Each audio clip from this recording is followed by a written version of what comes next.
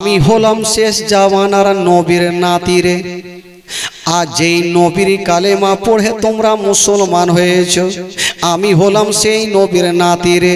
আর ওই নবীর নাতির সঙ্গে তোমরা কেমন করে যুদ্ধ করবে রে? তোমরা কি জানো না যেই নবী মুস্তাফা নামাজের অবস্থায় ছিলেন, আমি তার ছোট নাতি আমার নানার পিঠে চেপেছিলাম।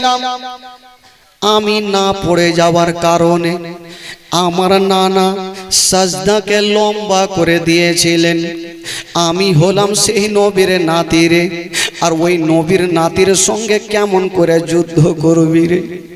তোমরা কি জানো না যখন ইসরাফিল ফারিস্তা বাঁশিতে ফুঁ দেবে দুনিয়া ধ্বংস হয়ে যাবে, মন্দির মসজিদ সব ধ্বংস হয়ে যাবে, আমার নানার রওজা ধ্বংস হবে না। ৭০,০০০ ফারিস্তা আমার নানাকে নিয়ে যাবে হাসরের মাঠে। আমার নানা যতক্ষণ যাবে না কিয়ামতের বিচার বসবে না। আমি হলাম সেই নবীর নাতিরে।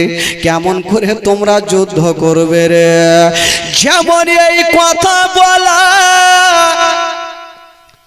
ওই আজদের সৈন্যদের চোখ দিয়া পানি। তারা চিন্তা করছেন ঠিকই তো কথা, আমরা যেই নবীর কলেমা পড়েছি ওই নবী বংশের ছেলে নবীর নাতি ইমাম হোসাইনের গলাতে কেমন করে ছোরা চালাবো, কেমন করে যুদ্ধ করব। বাবা গো, তারা বোকানতে আরম্ভ করলো। কিন্তু দূর থেকে ওই সীমার পাপি বলতে লাগলেন, ও গো মা ফাতেমার বেটা হোসাইন, তুমি জান বাঁচার জন্য বক্তব্য দিও না।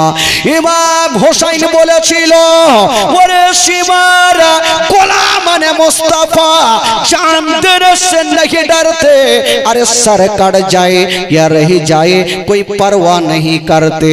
ओगो मारवा ओगो सीमार आमी जान बाँचार जन्य बक्तव्य दिई ना, आमी एई जन्य तोमादेर बुझिए दिচ্ছি কাল হাসরের মাঠে আমার নানার সামনে যেন তোমরা বলতে না পারো যে আপনার নাতি যদি আমাদের বুঝাতো আপনার নাতির হাতে হাত দিয়ে মুরিদ হয়ে যেতাম, এই কথা বলতে না পারো।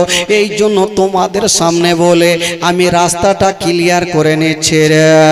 সীমার পাপি বলেছিল, ওগো মা ফাতেমার বেটা হোসাইন, যদি তুমি প্রাণে বাঁচতে চাও তবে ইয়াজিদের হাতে হাত দিয়ে তুমি মুরিদ হয়ে যাও। ইমাম হোসাইন বলেছিল, ওরে ইয়াজিদের সৈন্যরা জান দিয়ে দেব, জীবন দিয়ে দেব, কিন্তু আমি ঈমান যেতে দিব না। বাবা গো, কথা বলতে নাই 10ই মুহররমের দিনে শুক্রবারের দিনে বাবা গো যুদ্ধ শুরু হয়ে গেল। ইমাম হোসেনের হাতে ছিল ওই তরবারি খাড়া, বাবা গো কলার গাছের মতো ঝুড়ে যায়, সেই দিকে তরবারি চালিয়ে দেয়। বাবা গো 2-4টা কেটে জাহান্নামে পৌঁছে যায়। তবে বেরাদার বন্ধুরা, ইমাম হোসেন যুদ্ধ করতে করতে চিন্তা করলেন, আল্লাহ আমি যাব ওই কি বলে ফোরাত নদীতে, আমি পানি পান করব। বাবা গো দুলদুলকে বলে, দুলদুল রে তাড়াতাড়ি করে আমাকে ফোরাত নদীতে নিয়ে চল। ইমাম হোসেন বলেছিল, ও ইয়াজিদের সৈন্যরা, আমি নবী বংশের ছেলে, আমি মা ফাতেমার বেটা, আমি শেরে খোদা আলীর বেটা, আমি নবীর নাতি, এক্ষুনি যাব ওই ফোরাত নদীর ধারে। এমন কোন মায়ের দুগ্ধ পান করেছো আমাকে বাধা দিয়ে দেখা। দুলদুলের লাগামটা টেনেছেন বাবা, যেমন দুলদুলের লাগামটা টান দেওয়া, ওই দুলদুল এত জোরে চলতে লাগলো 22,000 সৈন্যর ওপর দিয়ে চিড়তে ফাড়তে গিয়া বাবা ফোরাত নদীতে নেমে গেল। যেমনই নেমেছেন মা গো 3 দিন থেকে পানি পান করে নাই। বাবা গো হুলকুমটা শুকিয়ে আছেন।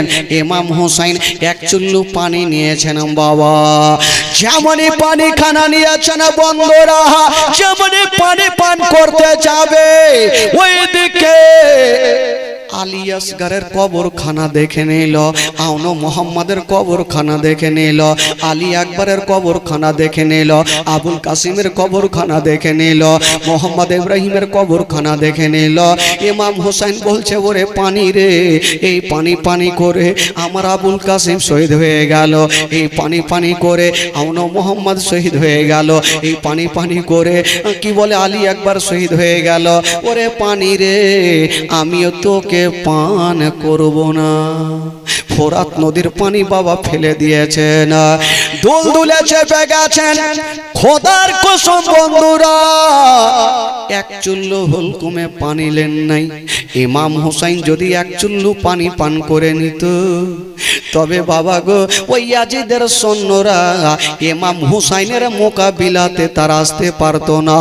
কিন্তু বেরাদার বন্ধুরা, ইমাম হোসেন পানি পান করলেন না, দুল দুলে চেপে গেছেন বাবা। কিন্তু ওইদিকে ইবনে সাদ বলল, ওরে তোরা কে আছিস রে? ইমাম হুসাইন এবার পানি পান করেছে, তার শক্তি হয়ে গেছে, তাড়াতাড়ি করো, একই সঙ্গে তোমরা তীর বর্ষণ করো। যেমন ইমাম হোসেন বাবা গো ওই খিমার মধ্যে নাই, ওই ফোরাত নদী থেকে যেমনই উঠেছেন বাবা, চতুর্দিক থেকে যেন তীরের বর্ষণ শুরু হয়ে গেল। যেই মতো বাবা গো বৃষ্টি বর্ষণ হয়, সেই মতো তীর বর্ষণ শুরু হয়ে গেল। এত তীর চালাই বাবা, এত তীর চালাই গো, ডানে তীর বামে তীর, আর সহ্য করতে পারে না বাবা গো। ইমাম হোসেন বলেছিল, ওরে আজিদের সৈন্যরা, তোরা এতজন মিলে আমার উপরে একাই তীর চালাচ্ছিস রে, একটা একটা করে যদি আসিস তবে একটা কেউ জিন্দা রাখবো না, তোরা আইনের খেলাফ করলি রে। ইবনে সাদ বলেছিল, আমরা আইন বুঝি না, আমরা তোমাকে জব্দ করতে চাই, তোমাকে কবজা করতে চাই, তুমি ইয়াজিদের হাতে হাত দিয়ে মরিদ হয়ে যাও। ইমাম হোসেন বলেছিল, আমি যতক্ষণ পর্যন্ত আছি গো, আমি জান দিয়ে দেব, জীবন দিয়ে দেব, আমি ঈমান দিব না। বাবা গো যুদ্ধ চলছে, এক দুরাচার, কত কত কত যুদ্ধ করব রে বাবা। চতুর্দিকে তীর থেকে তীর চালাচ্ছে, হাতে লাগে টেনে দেয়, পায়ে লাগে টেনে দেয়, মাথায় লাগে টেনে দেয়, পেটে লাগে টেনে দেয় বাবা গো। এক দুরাচার দুশ্মন একখানা তীর চালিয়ে দিল, যেমন তীর চালিয়েছে মা গো, ওই তীর খানা গিয়ে লাগবে তোলা। ইমাম হোসেনের হাতে লাগলো না, পায়ে লাগলো না বাবা গো, কপালে লাগলো না। ইমাম হোসেনের চোখের গোনাতে তীরখানা এসে লেগে গেল।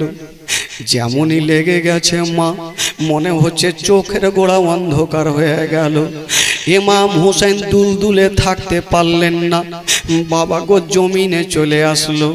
ইমাম হোসেন যেমনই জমিনে চলে এসেছে, তিনটা লোক দৌড়াতে দৌড়াতে গিয়া ইমাম হোসেনের ওপরে চেপে গেল।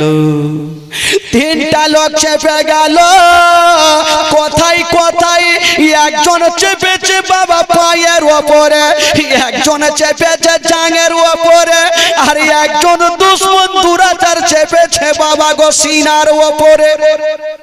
তিনটা লোক যদি একটা লোকের ওপরে চাপে, বলুন তার অবস্থা কি হতে পারে। ইমাম হোসেনের ওপরে তিনটা লোক চেপে আছে। ইমাম হোসেন তখন বলতে লাগলো, শোনো গো ইয়াজিদের সৈন্যরা, তোমরা তো তিনজন আমার ওপরে চেপেছো, আচ্ছা আগে বলো আমার গলাটা কেটা কাটবে। যেই লোকটা বাবা গো ওই সিনাতে বসেছিল, ওই লোকটা চ্যালেঞ্জ মেরে বলছেন, ও গো মা ফাতেমার বেটা হোসেন, আমি ছাড়া তোমার গলা কেউই কাটতে পারবে না। ইমাম হোসেন বলেছিল, যখন তুমি নিজেকে চ্যালেঞ্জ করেছো, তবে তোমার সিনার বুটামটা একবার খুলে দাও, তোমার সিনার বুটামটা খুলে দাও, একবার আমি দেখতে চাই। বাবা গো কি দেখবেন, যেমন সিনার বাটাম খুলেছেন বাবা।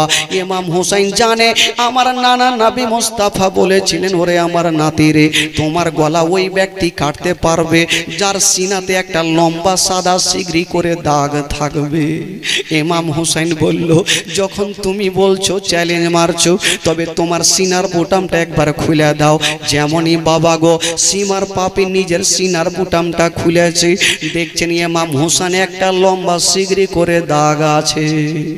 ইমাম হুসাইন বলেছিল, ও গো সীমার, তুমি ঠিকই বলেছো, তুমি ছাড়া আমার গলা কেউই কাটতে পারবে না, তুমি ছাড়া আমার গলা কেউই কাটতে পারবে না, তবে তুমি দেরি কেন করছো? সীমার বলতে লাগলেন, ও গো মা ফাতেমার বেটা হোসাইন, তোমাকে একবার শেষের সময় একটা সুযোগ দিয়ে দিই। এখনই আমি ছোড়া নিয়ে তোমার উপরে বসে আছি, যদি তুমি প্রাণে বাঁচতে চাও তবে ইয়াজিদের হাতে হাত দিয়ে তুমি মুরিদ হয়ে যাও, এখনই তোমাকে ছেড়ে দিব। ইমাম হোসাইন বলেছিল, না না, তুমি যতই বলো না কেন আমি ইয়াজিদকে মানতে পারবো না, আমি ইয়াজিদের হাতে হাত দিয়ে মুরিদ হব না। সীমার পাপি বলতে লাগলো, যখন তুমি ইয়াজিদের কথাই শুনবে না তবে এবার তৈরি হয়ে যাও। ইমাম হোসেন তখন বলেছিল, সীমার রে একটা কথা বলো, এখন টাইম কটা হইল বলো? তখন তো ঘড়ি ছিল না, ঘড়ি দেখে টাইমটা বলে দিবে। সীমার পাপে নিজের কানটা খাড়া করে দেখছেন, বাবা শুক্রবারের দিনে কুফার জুমা মসজিদে জুমার আজান হচ্ছে। সীমার পাপে বলছে না, ও গো মা ফাতেমার বেটা হোসাইনা, এখনই শুক্রবারের আজান হচ্ছে। ইমাম হোসাইন তখন বলেছিল, ওরে সীমার রে, তোমাকে একটা কথা বলি, তুমি তো ছোড়া চালাবে, আমার গলাটা আলাদা হবে, তবে আমাকে 5টা মিনিট সময় দাও। বলল, কেন? বলে, এই জন্য সময় দাও, এই জন্য সময় দাও, আমার মায়ের নামাজ কাজা নাই, আমার দাদার নামাজ কাজা নাই, আমার বাবার নামাজ কাজা নাই। সীমার রে, আমাকেও 2 রাকাত নামাজে পড়তে দাও, আমি নামাজ কাজা করব না। সীমার পাপি বলতে লাগলো, ও মামা ফাতেমার বেটা হোসাইন, তোমাকে নামাজ পড়তে দিব না। কেতাবে লিখছেন, বাবা পাছড়া পাছড়ি করে ইমাম হুসাইন ইশারা করে 2 রাকাত নামাজ আদায় করলে, যেমন আদায় করেছেন বাবা বলছেন, আল্লাহ গো, ও গো রব্বুল আলামিন, আমি সুন্দরভাবে সঠিকভাবে নামাজ আদায় করতে পারলাম না। আল্লাহ গো, আমি যেইভাবে নামাজটা পড়ে নিয়েছি, আল্লাহ গো তুমি আমার নামাজটাকে কবুল করে নাও। এই কথা বলার পরে ইমাম হোসেন বলল, সীমার রে, এবার তোমার কাজটা পূরণ করো। ওই সীমারের হাতে এত বাবা গো ছোরা ছিল, ওই ইমাম হোসেনের গলাতে চালাতে আরম্ভ করেছেন। বাবা এত জোরে ছোরা চালাচ্ছে, কিন্তু ইমাম হোসেনের গলা কাটে না, ইমাম হুসাইনের গলা কাটে না। বাবা গো সীমার পাপি মনে ভাবলো, আমার ছোড়াতে হয়তো ধার নেই, ছোড়াখানা চালিয়ে দিয়েছে, একখানা পাথরে পড়েছে, পাথর পর্যন্ত 2 খণ্ড হয়ে গেল, কিন্তু ইমাম হুসাইনের গলা কাটে না। সীমার পাপি বলছে না, ও গো হোসাইন, আমি এত জোরে ছোড়া চালাচ্ছি, যেই ছোড়াতে পাথর পর্যন্ত 2 খণ্ড করে দেয়, কিন্তু তোমার গলা কেন কাটে না?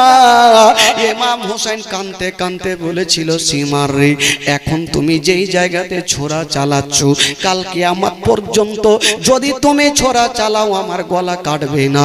বলল, কেন?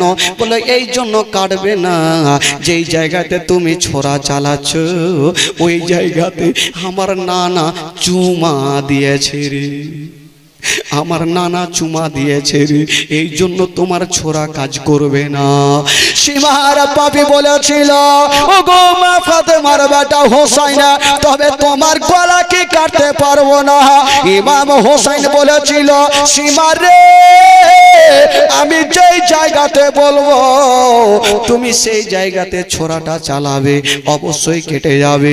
তবে ইমাম হোসেন চোখটা খুলে দেখছেন, বাবা ইমাম হুসাইনের যে দুলদুলটা ছিল রে বাবা, ওই দুলদুল কি বলে, ইমাম হুসাইনের চারিধারে ঘুরছে, মুখে কথা বলতে পারে না, শুধু দুলদুলের চোখ দিয়ে পানি ঝরছে। ইমাম হুসাইন বলেছিল, ওরে দুলদুল রে,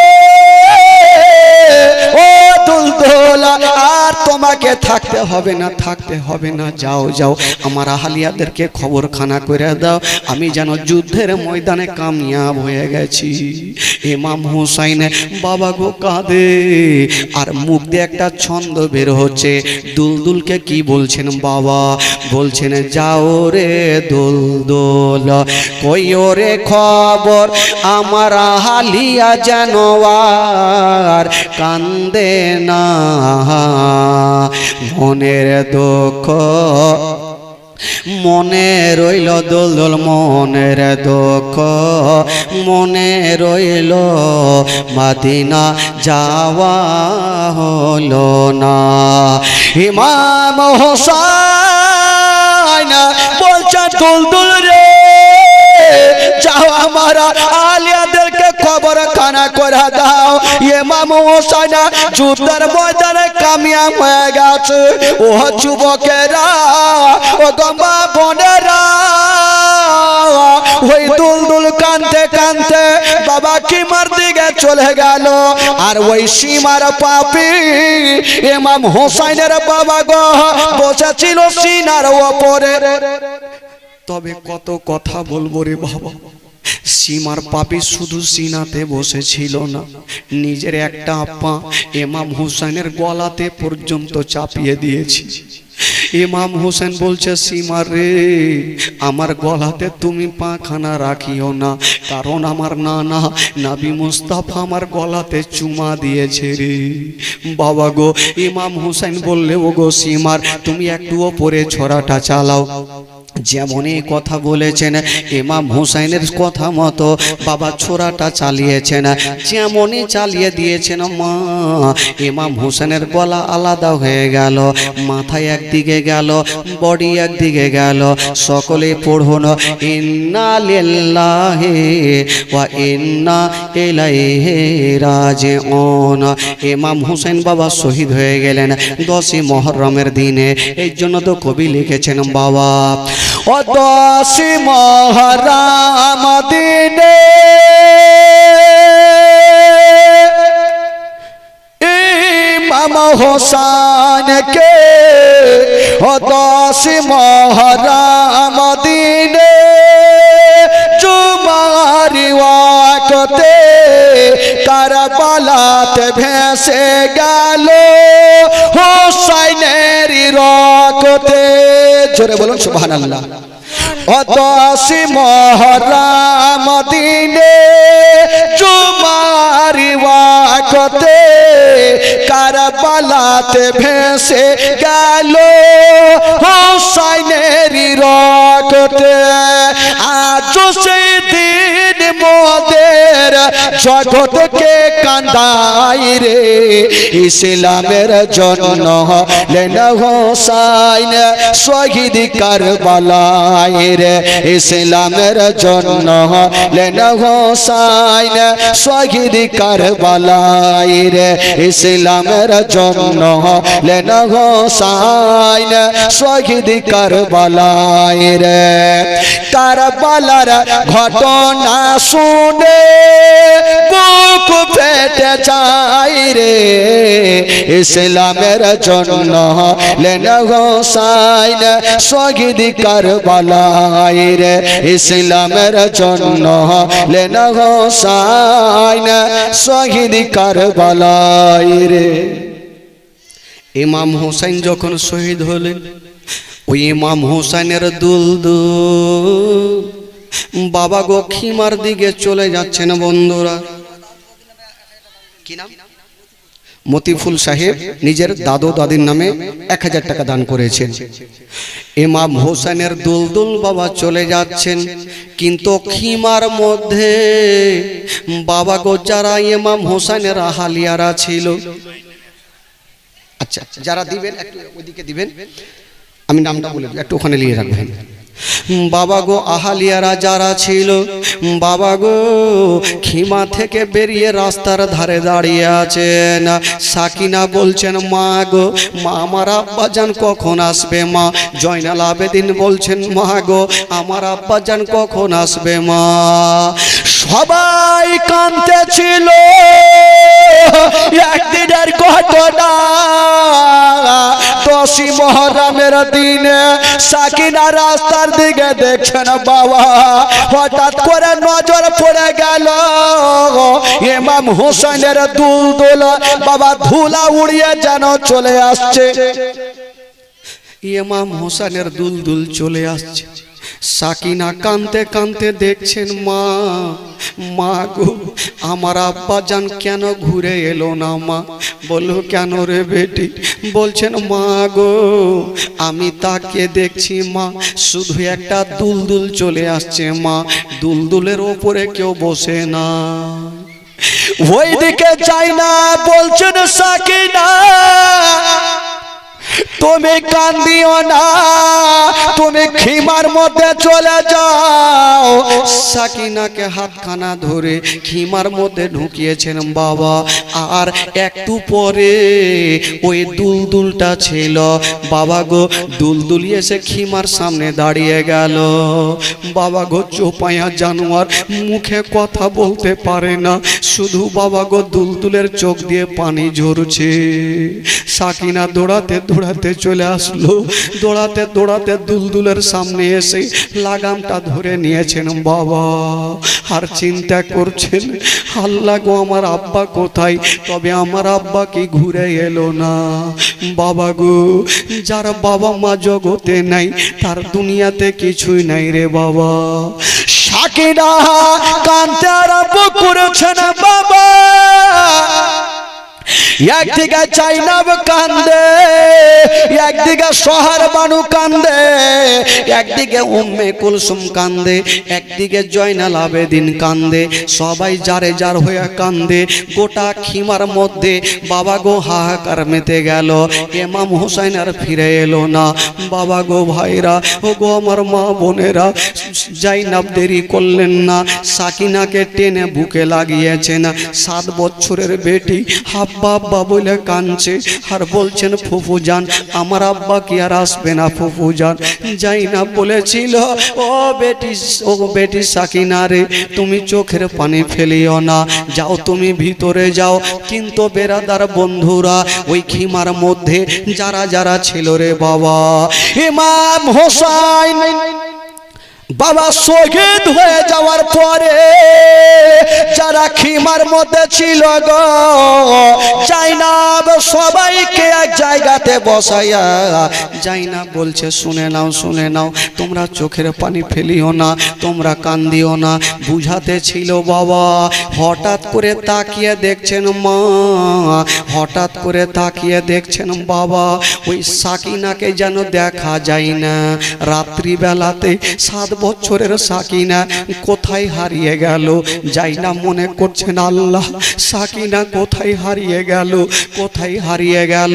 জাইনাব খুঁজে বেড়াচ্ছে বন্ধুরা, খুঁজে বেড়াচ্ছে, কোথাও পাওয়া যায় না। যখনই যাচ্ছেন বন্ধুরা ওই যুদ্ধের ময়দানে যেমনই যাচ্ছেন অনেক লাশ পড়ে আছে ফাঁকা ময়দানে, অনেক লাশ পড়ে আছে। কিন্তু বেরাদার বন্ধুরা দেখছেন ওই জাইন কি বলে সাকিনা একটা লাশের ওপরে শুয়ে আছে, একটা লাশের ওপরে শুয়ে আছে। যেমনই লাশের ওপরে শুয়ে আছে বাবা গো জাইনাব বলছে সাকিনা রে ও বেটি সাকিনা তুমি এখানে কেন আসলে বলো। সাকিনা কাঁদতে কাঁদতে বলছে না ও গো ফুফু জান, ও গো ফুফু জান কালকে এতক্ষণ টাইমে আমি আমার আব্বার বুকে শুয়েছিলাম, আমি আমার আব্বার বুকে শুয়েছিলাম। ফুফু জান আমার আব্বা নাই, তাই আমি কাঁদতে কাঁদতে চলে আসলাম। ফুফু জান আমি দেখো আমার আব্বার ওপরে শুয়ে আছি। জাইনাব আশ্চর্য হয়ে গেল। কেন? জাইনাব মনে করছেন আল্লাহ কোনো নাম তো লেখা নাই, যেটা আমার ভাই হোসেন, তবে সাকিনা কেমন করে চিনল। বলছেন সাকিনা রে একটা কথা বলো গো বেটি, এটা তোমার আব্বা পড়ে আছে, তুমি কেমন করে চিনলে বলো? সাকিনা বলছেন ফুফুজান আমি চিনব না কেমন করে ফুফুজান, আমি কালকে আমার আব্বার উপরে আমার আব্বার সিনাতে মাথাটা দিয়ে আমি আরাম করছিলাম, আজকে আমার আব্বাকে যখন পেলাম না আমি কাঁদতে কাঁদতে চলে আসলাম এই খিমার মধ্যে, কি বলে যুদ্ধের ময়দানে কাঁদতেছিলাম। হঠাৎ করে এই লাশ থেকে এই বডি থেকে দুইখানা হাত বেরিয়ে আমার আব্বা বলছে বেটি রে বেটি তোমাকে কাঁদতে হবে না, হবে না, চলে আসো তুমি আমার বুকখানে আসো। তাই ফুফুজান আমি আমার আব্বার বুকখানে চলে এসেছি, আমি জানি এটা আমার আব্বা ছাড়া কেউ নাই। বাপের বুকে ঢুকে গেছে, ডুগরে ডুগরে সাকিনা কাঁদছে রে বাবা। ও যুবকেরা, ও গো মা বোনেরা, এবার যাই না বলছেন বেটি সাকিনা রে আর কান্দিও না রে মা, কান্দিও না, চলো তুমি খিমার মধ্যে চলো। বাবা গো ওই যাই না সাকিনাকে সান্ত্বনা দিয়া বুঝাইয়া গালে মুখে চুমা খেয়ে যেন বাবা খিমার মধ্যে নিয়ে গেল, খিমার মধ্যে নিয়ে গেল। যেমনই যেতে নাই, কেন চিৎকার করছে বাবা?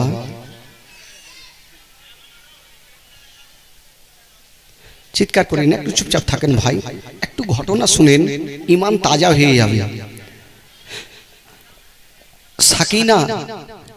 সাকিনাকে নিয়ে যেমনই খিমাতে গেছেন, জাইনাব রাত্রি বেলায় চিন্তা করছেন, জিজ্ঞেস করছেন কাকে জানেন? জয়নাল আবেদিনকে বলছেন তোমরা একটু থাকো আর আমি একটু ঘুরে আসছি। জয়নাল আবেদিন বলছেন ফুফুজান আজকে রাত্রিবেলা আপনি কোথায় যাবেন, কোন দিকে যাবেন? যাইনা বলছেন জয়নাল আবেদিন ওরে বেটি সাকিনা আমি অন্য কোথাও ঘুরতে যাব না, হুজুর শহীদ হয়ে গেছে, আমার ভাই হোসেন শহীদ হয়ে গেছে, জানি না ইয়াজিদের সৈন্যদের কপালে শিরমোহর লাগা আছে, জানি না আমার ভাইয়ের বডি খানাল পড়ে আছে, জানি না 22,000 সৈন্যর ঘোড়া যদি আমার ভাইয়ের ওপরে ঘুরিয়ে দেয় তবে আমার ভাইয়ের বডিকে আমি খুঁজে পাবো না, তার জন্য আমি যাব হুজুরের পাশে দাঁড়িয়ে দাঁড়িয়ে আমি বডি খানাকে জোগাবো। সাকিনা বলছেন ফুফুজান তুমি যখন যাবে তবে আমাকেও নিয়ে চলো, আমাকেও সাথে করে নিয়ে চলো, আমি আব্বা ছাড়া থাকতে পারবো না, আমি আব্বাকে না দেখলে থাকতে পারবো না। জাইনাব সান্ত্বনা দিয়ে বলছেন বেটি রে তুমি কান্দিও না, আমাকে একাই যেতে দাও। বাবা গো ওই গভীর রাত্রে রাত্রিবেলাতে জাইনাব 1 পা 2 পা করে বাবা গো যুদ্ধের ময়দানে চলে গেছেন। বাবা যেমনই যেতে নাই বন্ধুরা তাকিয়ে দেখছেন মা গো ইমাম হোসেন যেই জায়গাতে আছেন, বডি খানা যেই জায়গাতে আছেন, জাইনাব সেই জায়গাতে দাঁড়িয়ে আছেন আর বলছেন ওরে ইয়াজিদের সৈন্যরা খবরদার আমার কাছে আসবে না। বাবা গো কথা চলছে রাত্রি বেলাতে কে একজন সামনে দিক থেকে যেন চলে আসছে, মুখটাকে ঢেকে চলে আসছে, জাইনাব চিনতে পারে না, বলছে কে আছো গো?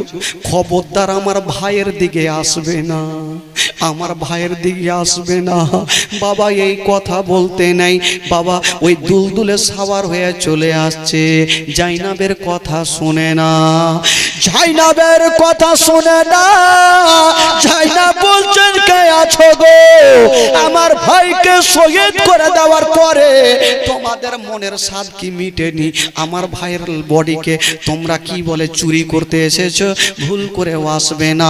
বাবা গো একটা কথা বলে ফেলেছিলেন জাইনাব, যদি তোমরা আমার ভাইয়ের লাশকে চুরি করো তবে আমি জাইনাব ফাসাদ বেঁধে যুদ্ধের ময়দানে নেমে যাব। এই কথা বলতে নাই বাবা গো কাছাকাছি হয়ে গেল। যেমনই কাছাকাছি হলো জাইনাব বলছেন কে আছো গো, কেন তুমি কাছাকাছি হলে? এই কথা বলতে নাই আওয়াজ চলে আসিল, ওরে বেটি জাইনাব রে, তোমাকে ফাসাদ বানতে হবে না, তোমাকে ফাসাদ বানতে হবে না।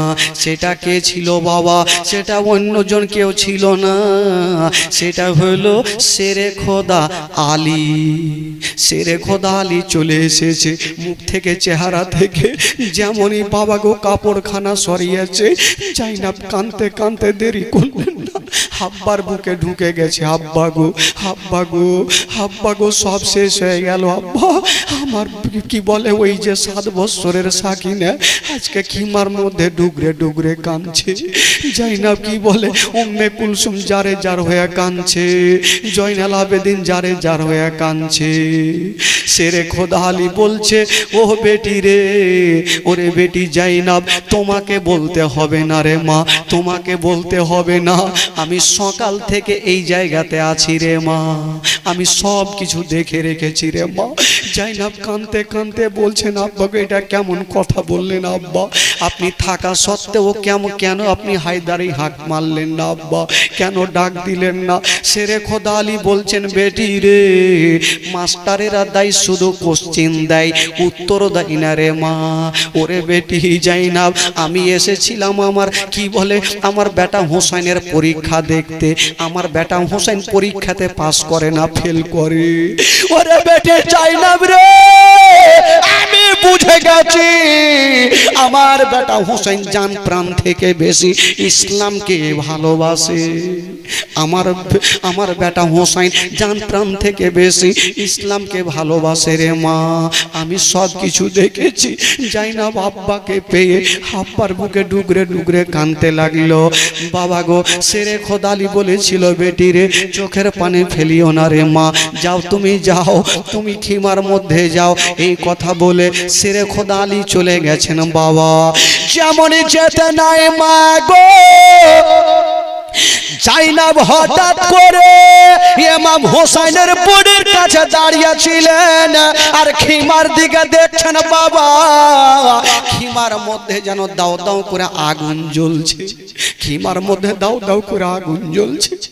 জাইনাব কাঁদতে লেগেছে, আল্লাহ, ওই খিমার মধ্যে জয়নাল আবেদিন জ্বরে জ্বালাতে আছে, 7 বছরের সাকিনা আছে, বাচ্চা বাচ্চা ছেলেরা সবাই আছে, তবে সবাই কি পুরে ছাড়খাড় হয়ে গেল।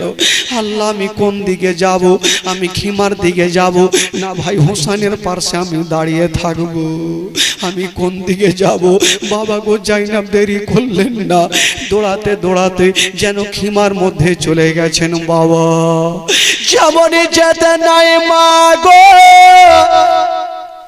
ওই খিমার মধ্যে যেমনই যেতে নাই, জাইনাব সবাইকে টেনে টেনে বার করছেন, সাকিনাকে বার করেছেন, উম্মে কুলসুমকে বার করেছেন, আর একটা পার্শ্বে ডেড়া ছিল, ওই ডেড়াতেও আগুন লাগিয়ে দিয়েছে।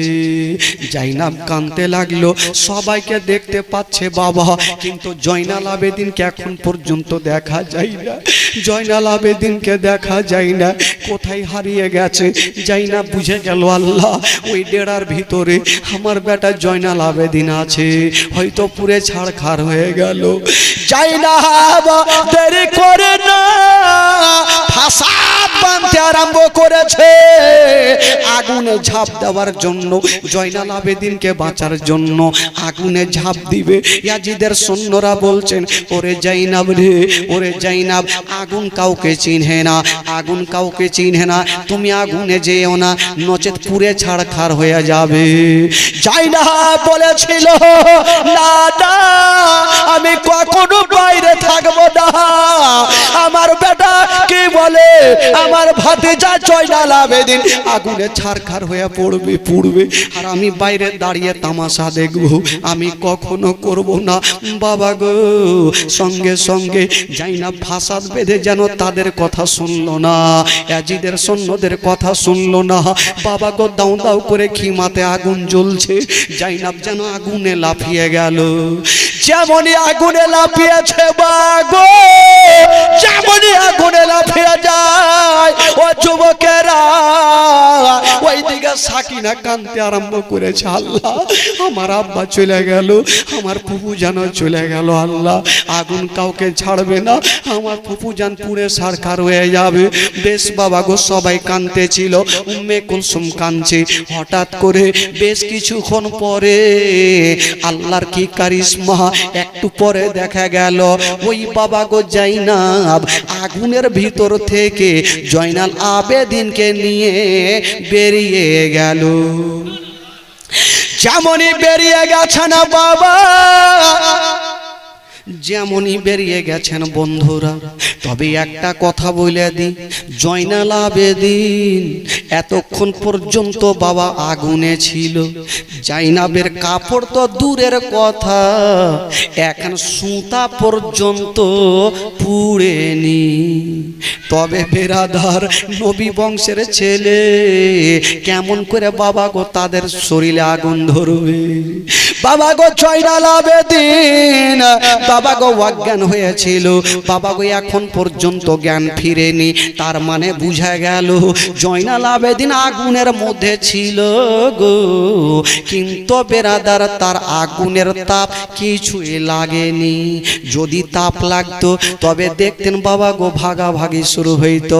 বেরাদার বন্ধুরা, ওই জাইনাব যেমনই বাবা গো বের করে নিয়ে চলে আসিল, বের করেছে না মা গো, তবে একটা কথা বলে দে বাবা, ওইদিকে ইয়াজিদের সৈন্যরা কি করেছিল? এবার জাইনাব বলছেন, বেটি রে তোমরা একবার থাকো রে মা, আমি একবার যাব দেখে আসি আমার ভাইয়ের লাশটা আছে কিনা।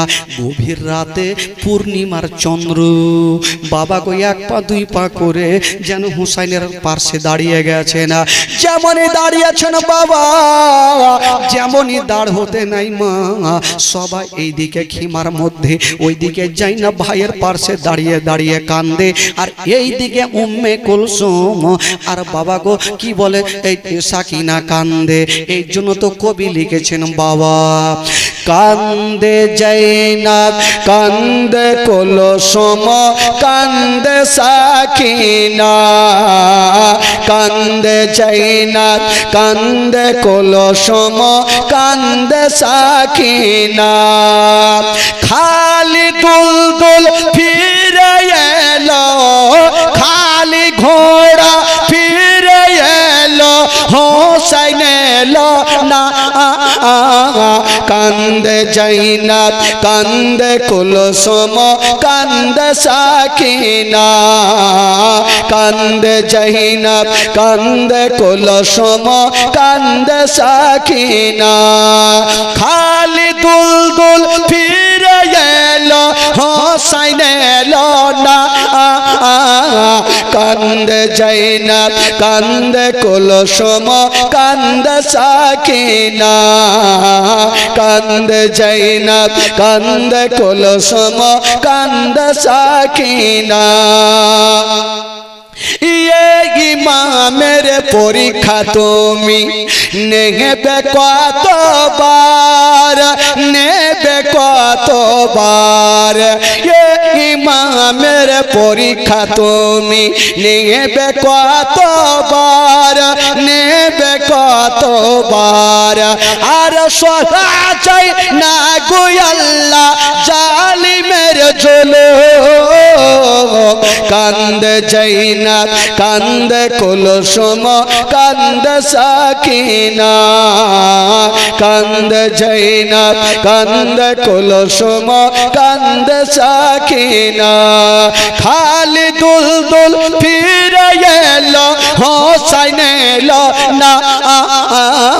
কান্দে জাইনাব কান্দে কুলসুম কান্দে সাকিনা, কান্দে জাইনাব কান্দে কুলসুম কান্দে সাকিনা।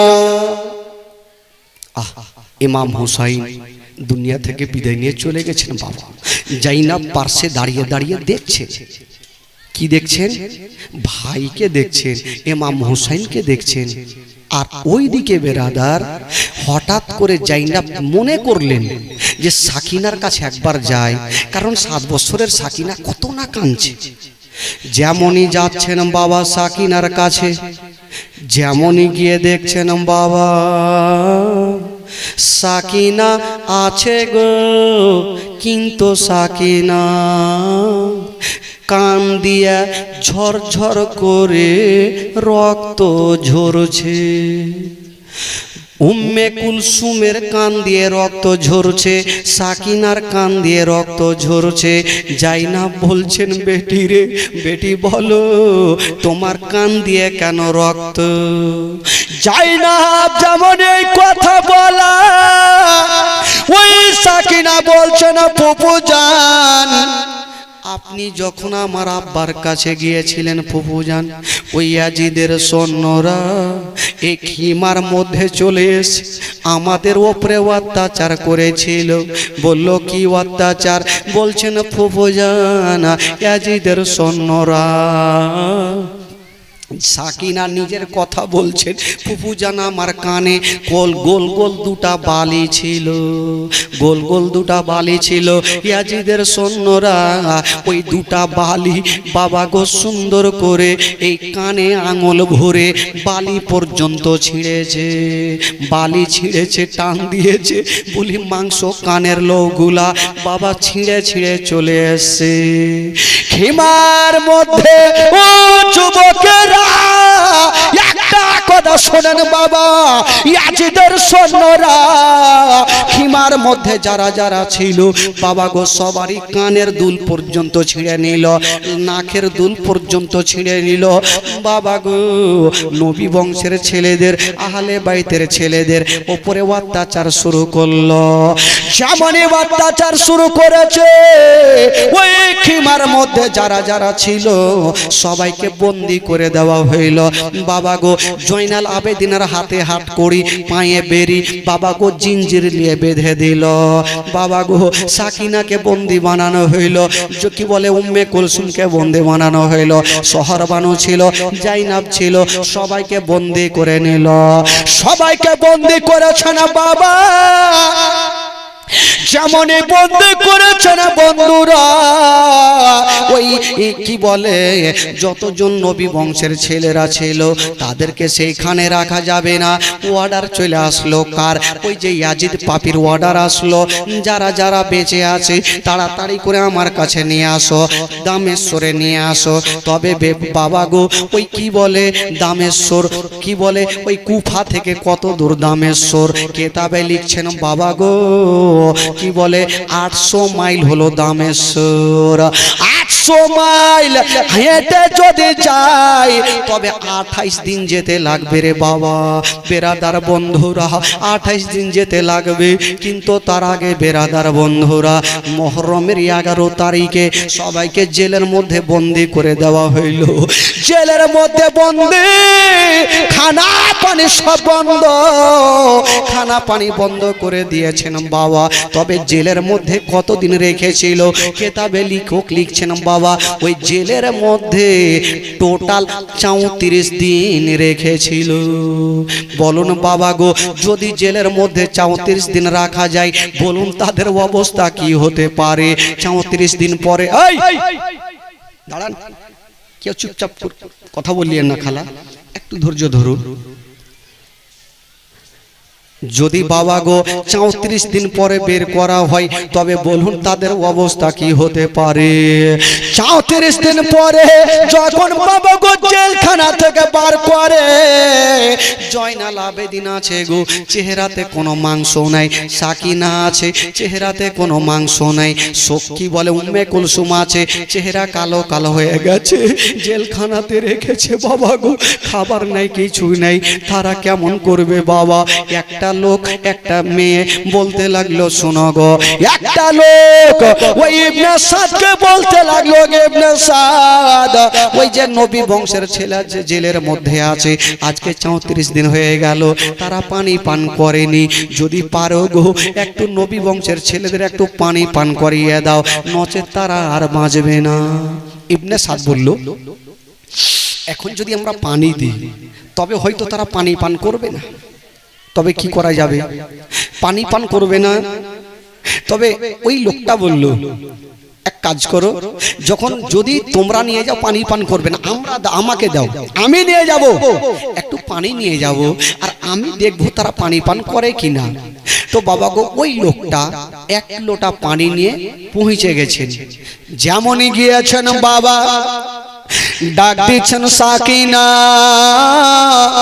এই যে দেখো তোমার জন্য পানি এনেছে, ও জাইনাব তোমার জন্য পানি এনেছি, উম্মে কুলসুম তোমাদের জন্য পানি এনেছি, তোমরা জেলের মধ্যে আছো, দেরি করো না, তোমরা সবাই পানি পান করে নাও।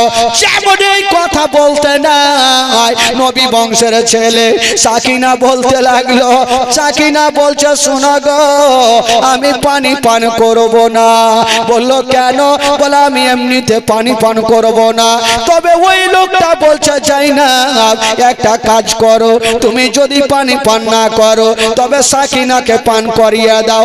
বাবা গো যাই না পানি খানা নিয়েছেন বাবা, চিন্তা করছেন আল্লাহ আমরা 3 দিন থেকে পানি পান করিনি, পানি পান করে নেব। যাই না সাকিনাকে ডাক দিয়ে বলছেন বেটি এক কাজ করো, তুমি একটু পানি পান করো। সাকিনা বলছেন ফুফু জান আমি পানি পান কেমন করে করব? বলছেন সাকিনা কে পান করবে বলো? বলো ফুফু জান আপনারা পানি পান করো, আমার করার দরকার নাই।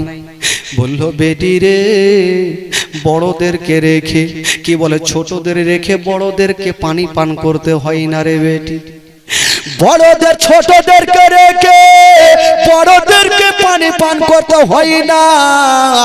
এই কথা বলতে নেই বাবা 7 বছরের সাকিনা ফুপুর কোল থেকে নেমে গেল আর দৌড়াতে লাগলো ওই কি বলে ওই যুদ্ধের ময়দানের দিকে। দৌড়াতে দৌড়াতে আলী আসগারের কবরখানা যে জায়গাতে ছিল সেই জায়গাতে দাঁড়িয়ে গেছে। যাই না বলছে ও সাকিনা তোমাকে পানি পান করতে বললাম, কিন্তু কেন তুমি এখানে এসে কাঁদছো? বলে ফুফু জান তুমি একটু আগে বললে বড় কি বলে ছোটদেরকে রেখে বড়দের পানি পান করতে হয় না। তবে ফুফু জান আমি আপনাকে বলি আমি হইলাম বড়, আমার একটা ছোট্ট 6 মাসের বালক আলী আসগার যে শুয়ে আছে, আমি আলী আসগারকে রেখে কেমন করে পানি পান করব? আমি আলী আসগারকে রেখে কেমন পানি পান করব? বাবা গো এই কথা বলতে না জাইনাব দেরি করলেন না, সাকিনাকে টেনে যেন বুকখানে ভরেছেন বাবা। সাকিনা কাঁদছে বাবা গো। 34 দিন পর যখন জেল থেকে বার করেছে সাকিনার গায়ে যেন মাংস লেগে নাই, শুধু হাড্ডিগুলা আছে রে বাবা। জয়নাল আবেদিনের চেহারাতে কালো কালো হয়ে গেছে বাবা গো, শরীরে কোনো মাংস নাই। নবী বংশের ছেলেরা বাবা গো ওই কি বলে কারবালাই কুফা শহরে তারা মরণের সঙ্গে পাঞ্জা লড়ছে, কিন্তু ইবনে সাদ বলল না তোমাদেরকে কাঁদতে হবে না। ইবনে সাদ বলল ওরে তোরা কে আছো রে, সবাইকে বন্দি বানিয়ে লাও, চলো তাদেরকে ইয়াজিদের কাছে নিয়ে যাব। তবে বাবা গো সবাইকে নিয়ে যাবে, ইমাম হোসেনকে কেটা নিয়ে যাবে। ইবনে সাদ বললে এক কাজ করো ইমাম হোসেনের বডিকে নিয়ে যাব না, বডিকে রেখে দাও আর মাথাখানাকে নিয়ে চলে আসো। ইমাম হোসেনের মাথাখানা বাবা পড়ে আছে গো, ধড়খানা পড়ে থাকলো একদিকে, মাথাখানাকে নিয়ে চলে আসলো রে বাবা। যেমনই নিয়ে আসলো বন্ধুরা ওইদিকে ইয়াজিদের সৈন্যরা বলতে লাগলো ওগো ইবনে সাদ ইমাম হোসেনের মাথাটা কেমন করে নিয়ে যাব, কিসে করে নিয়ে যাব? ইবনে সাদ বললে এক কাজ করো ওই ইমাম হোসেনের মাথা ব্যাগে ভর্তি করে নিয়ে যেতে হবে না, এক কাজ করো একখানা বল্লম নিয়ে চলে আসো। বল্লম নিয়ে আসা হইল আর বল্লমের ওপরে বাবা গো মাথাটাকে রেখে দিল, বল্লমের নোকের ওপরে রেখে দিয়া বাবা গো নিয়ে যাবে সেই ইয়াজিদের রাজধানী, নিয়ে যাবে বাবা। যখন সবাইকে বন্দি বানাইয়া ইমাম হোসেনের মাথাখানাকে নিয়ে নিল, বডিখানা থেকে গেল। বেরাদার বন্ধুরা ঘটনা শুনুন, একটু পরে আসবে আবার বডিখানাকে কারা দাফন করেছিল। বাবা গো ওই মাথাখানাকে যখন নিয়ে যায়, বাবা গো চলতে আরম্ভ করেছে।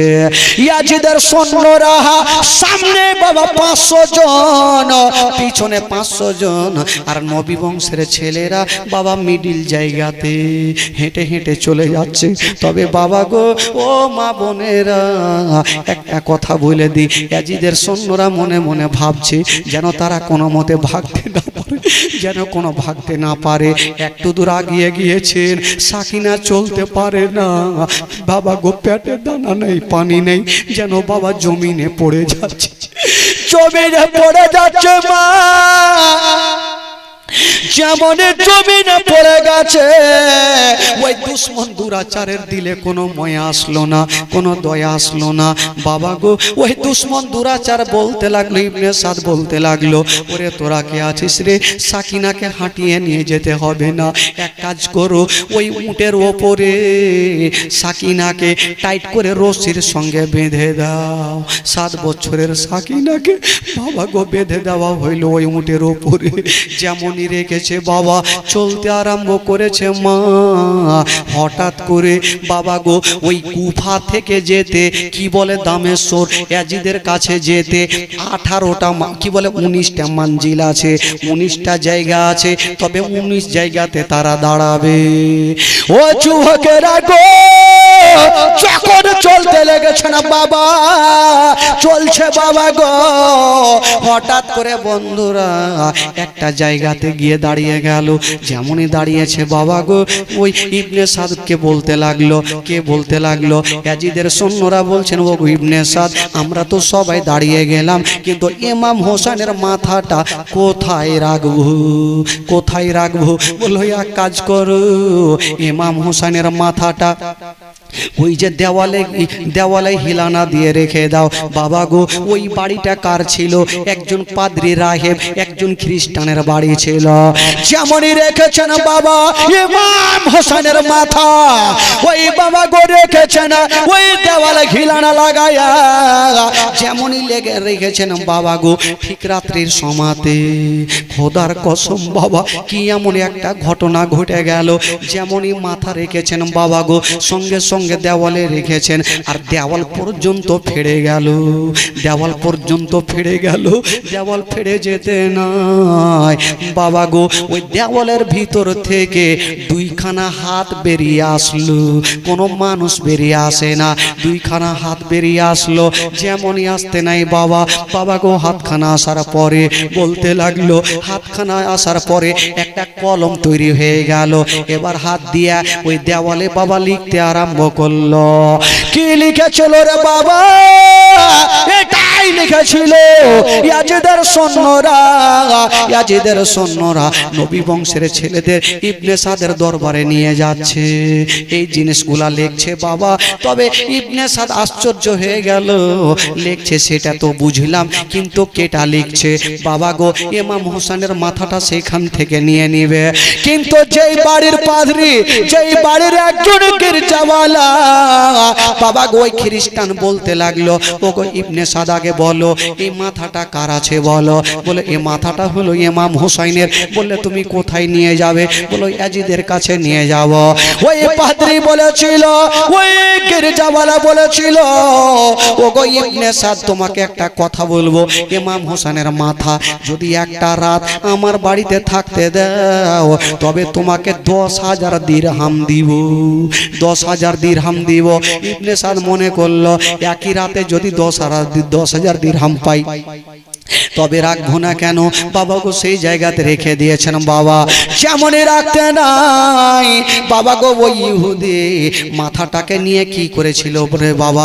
রাত্রিবেলাতে মাথাটাকে কি করেছিল বাবা গো? মারাত্মক ঘটনা। তবে বলছিলাম বাবা গো, ইমাম হোসেনের মাথাটা নিয়ে ওই কি বলে ওই গির্জার মালিক বাবা গো একটা জায়গাতে রেখে দিয়েছেন বাবা। কোথায় রেখেছেন? কোনো নিচে রাখেনি, কোনো মাটিতে রাখেনি, একটা সুন্দর করে সিঁড়ি বানিয়েছে আর ওই সিঁড়ির ওপরে রেখে দিয়েছেন বাবা, সুন্দর করে ধুয়ে পরিষ্কার করে ইমাম হোসেনের মাথাকে রেখে দিয়েছেন। রাত্রে বেলাতে ওই বাবা গো গির্জার মালিক বাবা গো পাদ্রী ওই জায়গাতে দাঁড়িয়ে আছেন আর দাঁড়িয়ে দাঁড়িয়ে দেখছেন বাবা। কি দেখছেন বাবা গো? হঠাৎ করে রাত্রিবেলা দেখছেন যেন আকাশ থেকে নূর নেমে এসে বাবা গো তার ঘরে ঢুকে যাচ্ছে আর ইমাম হোসেনের মাথা নূরে আলো হয়ে যাচ্ছে, নূরে আলো হয়ে যাচ্ছে বন্ধুরা। তখন ওই কি বলে ওই বাড়ির মালিক বাবা গো ইহুদি কি করেছিল? ইহুদি বুঝে গেল এটা সাধারণ ছেলে হতে পারে না, সত্যিকারই যদি হয় তবে নবী বংশের ছেলে আছে। বাবা গো ওই ইহুদি সঙ্গে সঙ্গে বাবা গো ওই ইমাম হোসেনের মাথাকে সামনে রেখে আমার নবীর মধুমাখা কলমা শরীফ পড়ে নিল। লা ইলাহা ইল্লাল্লাহ লা ইলাহা ইল্লাল্লাহ লা ইলাহা ইল্লাল্লাহ মুহাম্মাদুর রাসূলুল্লাহ সাল্লাল্লাহু আলাইহি ওয়াসাল্লাম। এবার মাথা কোথায় নিয়ে যাবে বাবা গো? কোন দিকে নিয়ে যাবে? ইয়াজিদকে কেমন করে মারবে? মারার তো ঘটনা বলবো বাবা, তবে আজকে শেষ রাত্রি, শেষ জীবনের শেষ দোয়া। ইমাম হোসেন বাবা গো ইসলামের জন্য নিজের জানকে কুরবান করে দিয়েছেন। তবে বেরাদার বন্ধুরা, ইমাম হোসেনকে চাহনেওয়ালা, ইমাম হোসেনকে মাননেওয়ালা আমি 10টা খোদার বান্দাকে বলবো, মাত্র 2000 করে টাকা যারা ইমাম হোসেনকে সত্যিকারের জান প্রাণ থেকে ভালোবাসে, 2000টা টাকা কোনো 5 জন খোদার বান্দা যদি পারেন তবে দিয়ে যান বাবা। ও যুবকেরা, টাকা পয়সা ধন দৌলত কিছুই যাবে না, ইমাম হোসেনের মহব্বতে পড়ে একটা কোনো খোদার বান্দা যদি পারেন বাবা গো, তবে ইমাম হোসেনের মহব্বতে, আলী আকবরের মহব্বতে, আবুল কাসিমের মহব্বতে 2000টা টাকা একটা কোনো যোগ্য মাই যোগ্য বেটা একটু হাত তুলুন দো ভাই, আমি জানবো তার মনের মধ্যে। আপনি সুবহানাল্লাহ মাশাআল্লাহ, নাম কি যেন ভুলে গেলাম, সমীরউদ্দিন সাহেব, একটু জোরে নারে লাগান তো বেরাদার। নারে তাকবীর, নারে রিসালাত, নারে হায়দারি। সমীরউদ্দিন সাহেব 2000 টাকার দাতা, একটু গোটা মাজবে, একটু দোয়া করুন ভাই। আল্লাহু আমিন। আল্লাহ গো রব্বুল আলামিন মাওলা সমীরউদ্দিন সাহেব মাওলা গো এই পবিত্র সভাতে আল্লাহ তোমার ঘরের জন্য মাওলা গো 2000 টাকা দান করেছেন আল্লাহ। আল্লাহ যে আশা নিয়ে দান করেছেন মাওলা তার দানকে তুমি কবুল করে নাও, তাদের মনের বাসনাকে আল্লাহ তুমি পূরণ করে দাও রব্বুল আলামিন মাওলা গো। তার বাড়ি থেকে অসুস্থ থাকে মাওলা, তাকে তুমি সুস্থ বানিয়ে দাও রব্বুল আলামিন মাওলা। তার বাড়িতে রোজি রোজগারে আল্লাহ তুমি বরকত দান দাও মাওলা। আমিন সুম্মা আমিন। বাহাকি লা ইলাহা ইল্লাল্লাহু মুহাম্মাদুর রাসূলুল্লাহ সাল্লাল্লাহু আলাইহি ওয়াসাল্লাম। এই যুবকেরা যারা দাঁড়িয়ে আছো ভাই, একটু আপনারা বসে যান। সোনা ভাইরে, আজকে যে বক্তব্যগুলো হবে না একটু মন দিয়ে আপনাকে শুনতে হবে, একটু বসে যান। আমি বলবো মাগো লক্ষ্মীর ভান্ডার তো সবাই নিয়ে চলে এসেছেন, বলতে হবে না? হ্যাঁ, লক্ষ্মীর ভান্ডার যখন নিয়ে চলে এসেছেন কমিটি ভাইকে বলবো আপনারা বড় বড় 2-4টা বস্তাগুলো নিয়ে যান আর টাকাগুলো ছেঁকে ছেঁকে নিয়ে চলে আসেন। হ্যাঁ যান, কমিটি ভাইগুলো একটু চটচট করে যান, দেরি করিয়েন না। বস্তাগুলো নিয়ে যান, বস্তাগুলো নিয়ে যান, 2-4 জন যান, কারণ আমার মা বোনের আজকে এত টাকা নিয়ে এসছে স্টেজ ফুল হয়ে যাবে খালা। হ্যাঁ যান, ভাই বস্তা নিয়ে যান, এমনি যাইছে হবে। আরো 2 জন যান, বাবা কেউ বিরক্ত হবেন না যে কালেকশন শুরু হয়ে গেল উঠে উঠে ভাগবো, কারণ দিনাজপুরের মাটিতে এই অভ্যাসটা আছে। আপনার এলাকা না, আমি সব জায়গায় ঘুরেছি ভাই, আমি জানি যখন কালেকশনের কথা হইলো তখন বাপরে বাড়ি যাওয়ার জন্য রেডি হয়ে গেল যে শুরু হয়ে গেল।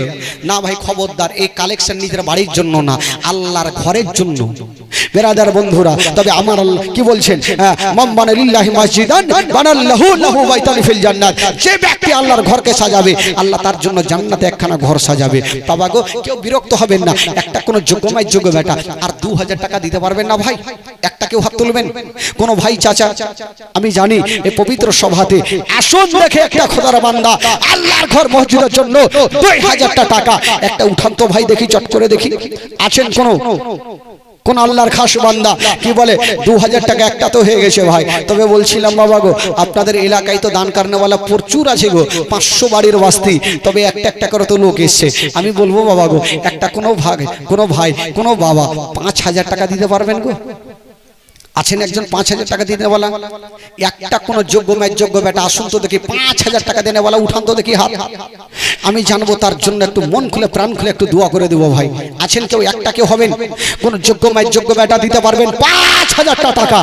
উঠান দেখি একটা খোদার গন্ধা, উঠান দেখি একজন যোগ্য যোগ্য বেটা, তাড়াতাড়ি উঠান তো ভাই। 5,000 টাকা দিয়ে এই পবিত্র সভাতে আল্লাহর ঘরে একটু সামিল হয়ে যান, হবে না ভাই? অনেক লোকজন আছেন, অনেক ভাই বাবাজি আছেন। মা গো মা, আপনাদের মধ্যে মাগো 1,000 করে টাকা আমি 50টা মার কাছে নেব।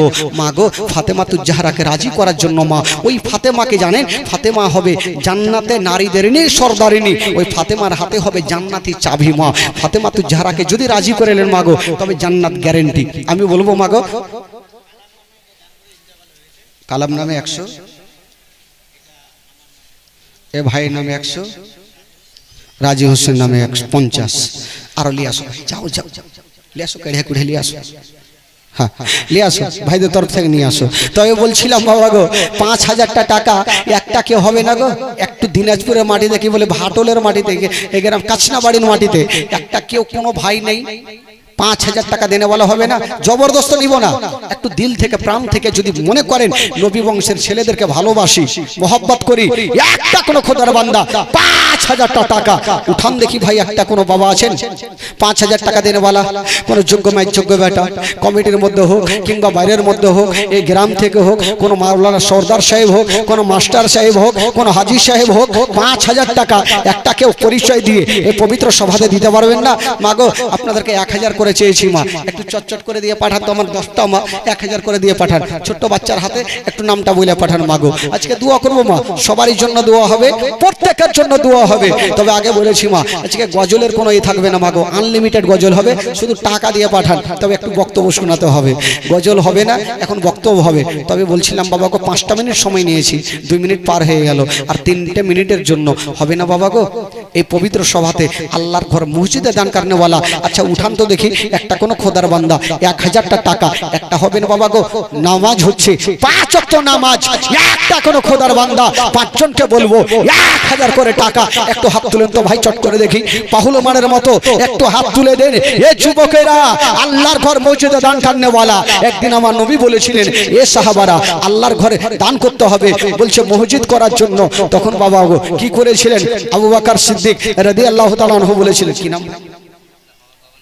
নূর ইসলাম সাহেব। আচ্ছা বাবা মারা গেছে, আহ সুবহানাল্লাহ। নূর ইসলাম ভাই নিজের আব্বা ইন্তিকাল করেছেন, উনার নামে 1,100 টাকা দিয়েছেন। একটু দোয়া করুন তো ভাই রে, একটু দোয়া করুন। আল্লাহু আমিন। আল্লাহ গো নূর ইসলাম ভাই, মাওলা গো আল্লাহ, তার বাবা ইন্তিকাল করেছেন, মাওলা তার বাবাকে তুমি জান্নাতবাসী করে দিও মাওলা। মাওলা উনি 1,100 টাকা দান করেছেন আল্লাহ। আল্লাহ গো আজকের পবিত্র সভাতে উনি দান করেছেন মাওলা গো, তোমার নবীর কি বলে ওয়াস্তা দিয়ে মাওলা গো, তোমার নবীর নওয়াসার ওয়াস্তা দিয়ে মাওলা গো, তাকে তুমি জান্নাতবাসী করে দিও মাওলা। তার মাওলা গো আরো আত্মীয় স্বজন যদি চলে গিয়ে থাকে প্রত্যেকে জান্নাতবাসী করে দিও মাওলা। তার বাড়ি থেকে অসুস্থ থাকে সুস্থ বানিয়ে দিও মাওলা। আমিন সুম্মা আমিন। বিহাক লা ইলাহা ইল্লাল্লাহু মুহাম্মাদুর রাসূলুল্লাহ সাল্লাল্লাহু আলাইহি ওয়াসাল্লাম। বেরাদার বন্ধুগণ, বাবাজি নাসিমা খাতুন 500 টাকা। আচ্ছা 500 টাকা মাগে খালাগে বুবুকে কহ দিবে, আমার মামুনার সবাই দিবে। তবে 5 জনের কাছে চেয়েছিলাম ভাই, একটা হইল গো পন্থপক্ত নামাজ হচ্ছে 5 ওয়াক্ত নামাজ। তবে আর একজন হবে না ভাই? 1,000 টাকা। আপনারা তো মনে হচ্ছে বাড়ি থেকে কসম করে এসছে যে আপনি যতই বলেন দান করব না, একই নিয়াত করে এসছেন। আমি ওই রকম মৌলানা ভাই, দান না নিলে কিন্তু স্টেজ থেকে ছাড়বো না, সকাল হয়ে যাবে দেখা যাবে। তবে একটা কোনো ভাই আমার হবে না গো। আর 1,000 টাকা দেনে বলা, পিছন থেকে আমার ভাইরা অনেক আছেন, উঠান তো দেখি সেখান থেকে হাতে একজন আছেন 1,000 টাকা দেনে বলা। একটা কোনো খোদার বান্দার যোগ্য বেটা 1,000 টাকা একটু দিয়ে পাঠান তো ভাই। আসুন একজন মোহব্বতে ভালোবাসা দিয়ে। তবে 5 জনের কাছে চেয়েছি ভাই, কেউ অমান্য করিয়েন না বাবা গো। এই পবিত্র সভাতে আপনারা, আমি জানি আপনারা দান কারণেওয়ালা আছেন, তবে যার দিলে নবীর প্রেম ভালোবাসা আছে, কি নাম আপনার? জাহিদুল ইসলাম। আহারে নিজের বাবা মা বাবা ইন্তিকাল করেছেন, যার মা বাবা জগতে নেই তার দুনিয়াতে কিছু নেই বাবা। সুবহানাল্লাহ মাশাআল্লাহ। মা বাবা পৃথিবীতে আপনি সব খুঁজে পাবেন, কিন্তু মার মতো একটা মা পাবেন না ভাই। দাদুর নামে ইসুফ আলী 1,000 টাকা। ওহিদুল আলী কোথায়? ডোঙ্গাপীর। ডোঙ্গাপীর থেকে ওহিদুল আলী 500 টাকা দিয়েছে। সুবহানাল্লাহ। কি নাম রে বাবা তোমার? কি বলছে? মহরম, মহিরম। এটা দান করলে কেটা? বাংলাতে বল না রে, কি বলছে বুঝে পারিনি। মহিরমের বৌমা মনে হচ্ছে ওই রকমই বলছে নাকি? মহিরমের বৌমা 1200 টাকা নাকি? খালি উল্টা পাল্টা বললে ফের ক্ষমা করিয়ে নি, তখন বলবে যে কি বলে দিল। মহিরমের বৌমা দান করেছেন 1200 টাকা। সুবহানাল্লাহ, মাশাআল্লাহ। আরে দিয়েছেন তো খালা, তাড়াতাড়ি পাঠান খালাকে, দেরি করে। চাচা 100 টাকা। চাচা আগে মা আগে টান টান করছে চাচা। সুবহানাল্লাহ, মাশাআল্লাহ। তবে বন্ধুগণ বাবাজি, আমি বলছিলাম বাবা গো, একটা কে হলো না ভাই, 5000 টাকা দেনে বলা একটা কে হবে না? আচ্ছা কমিটি যারা আছো তারা একটু সামনে চলে আসো, আশেপাশে ফিল্ডে এখানে ওখানে বাজারে দোকানে ঘাটে যেখানে আছো ভাই, কমিটিগুলো একটু সামনে আসো, একটু আরাকে নিতে হবে। কারণ আজকে শেষ দোয়া শেষ ফাতিহা আপনারা শুনতে পাবেন ইমাম হোসেনের মাথাখানা কোথায় নিয়ে যাওয়া হয়েছিল। কমিটি ভাই আপনাদেরকে বলবো যে যারা জীবনে লাগিয়েছেন, খাস করে যুবক ছেলেরা, তোমরা একটু কাছে আসো। তবে মাগো আমি বলবো খালা, 1 মাসের টাকা কি হবে খালা? হ্যাঁ 1 মাসের টাকা দিলে কিছু হবে? কিছু হবে না খালাগে। তবে 5টা মা আমার 1000 করে টাকা একটু পাঠান তো খালা, সোনা মাগে কইলজা মাগে একটু পাঠান খালা, দেরি করিয়েন না। কারণ আপনারা না দান করলে কিছুই হবে না, আপনারাই দান করবেন, তাহলে ইনশাআল্লাহ হলে যাইছে। আবার মহিরমের নামে, মরিয়মের নামে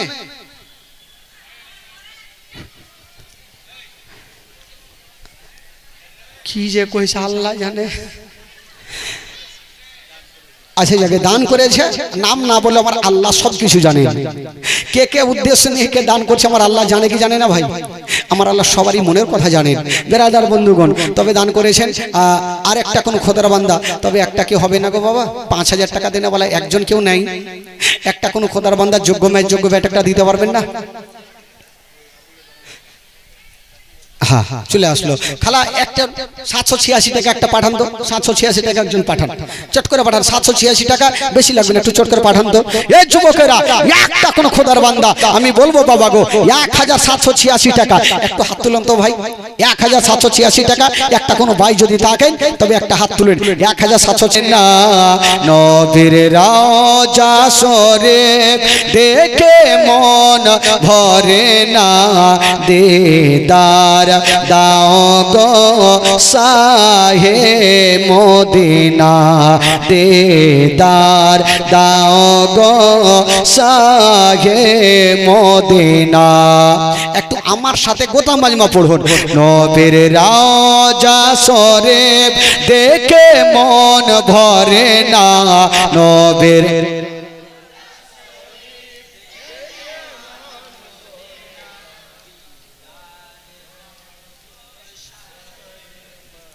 ঢিকি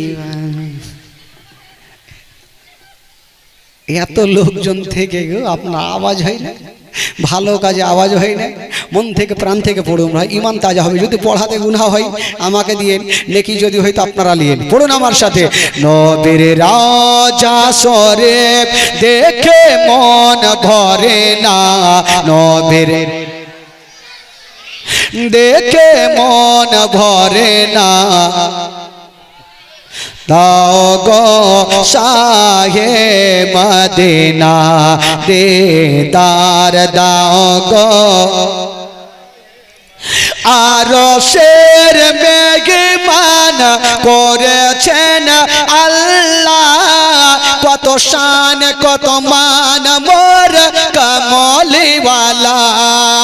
আরশের মেঘমান করেছেন আল্লাহ, কত শান কত মান মোর কমলিওয়ালা। ওগো মদিনাওয়ালা করো করুণা, ওগো মদিনাওয়ালা দিদার করোনা দিদার দাও গো শাহে মদিনা নবীর রাজা সরে জোরে জোরে জোরে নবীর রাজা সরে দিদার দাও গো শাহে মদিনা দিদার দাও গো